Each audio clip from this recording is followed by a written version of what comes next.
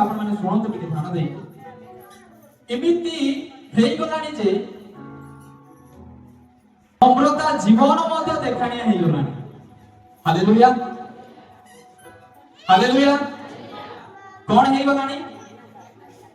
ए प्रकार दिन आसी गलानी जे लोक माने नम्रता जीवन मध्य देखैबा को आरंभ कर साने ए प्रकार लोक मान को परमेश्वर कोन कहंती हां जेपरी कुंभकारर पात्र भंगा जाए से परी से किछि दया न करी ता चूर्ण करी भांगी पकाइबे कहिरु चुलिरु अग्नि कियबा कुंडरु जल नेबा भली खंडे खपरा ही तहिरु मिलिबो ना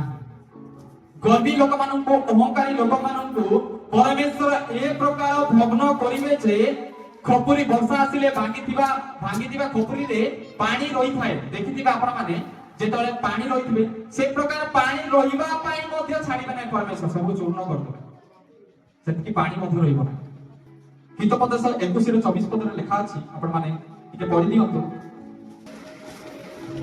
अहंकारी हां तो दांडिक लोक निंदक नामरे विख्यात से अहंकारी लोक कालिमारे कर्म करे हालेलुया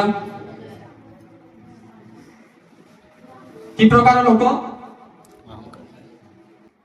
केते कहले मते तू बहुत तरवाट केते वाक्य प्रचार कले मध्य तोर कथा के सुनुछ हां आजी आपण माने आ प्रभुकर दास को तुच्छ करि पारंती भविष्यत वक्ता मान को तुच्छ करि पारंती भाववाणी कहउथिबा लोक मान को तुच्छ करि पारंती दासी को तुच्छ करि पारंती किंतु दिन आसीबो दिने आपण को तुच्छ करा जइबो आपण मानकर दिन एबे आसीची जे आपण माने जनकर वाक्य को तुच्छ करि पारंती किंतु दिन आपण मानकर मध्ये आसीबो जे दिने आपण मानको मध्ये परमेश्वर कोन करिवे शेषरे तुच्छ करिवे आउ से तुच्छ ए प्रकार हेबो जे आपण माने अनंत काल पर्यंत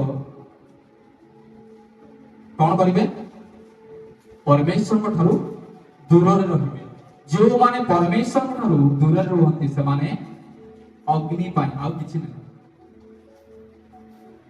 जो माने परमेश्वर को दूर रहबे चाहंती से माने केवल